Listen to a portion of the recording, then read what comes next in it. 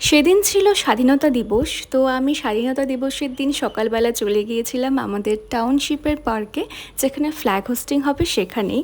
তো ওখানে গিয়ে ফ্ল্যাগ হোস্টিংয়ের ফটো তো তুলতে পারিনি ঠিকই, তবে আমি কতগুলো ফ্ল্যাগ নিয়ে ফটো তুলেছিলাম সেগুলোই তোমাদের সাথে শেয়ার করছি।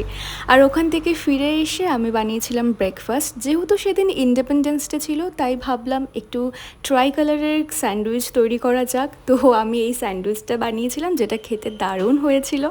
আর ট্রাই করেছিলাম একটা নতুন ফল। এটা মামা ব্যাঙ্গালোর থেকে এনেছিল, খেতে না একদম লিচুর মতন। আমার তো বেশ ভালো লেগেছে। এই ছিল সেদিনের ব্রেকফাস্ট। আর সন্ধেবেলা গিয়েছিলাম শ্রাবণী মেলাতে।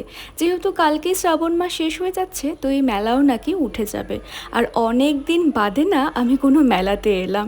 তো এখানে এসে খেয়েছিলাম আইসক্রিম আর চিজ কর্ন। আর মেলা থেকে টুকটাক কিছু জিনিস কিনেছিলাম। তো কী কী কিনেছিলাম সেগুলো শেয়ার করব নেক্সট ব্লগে। বাই।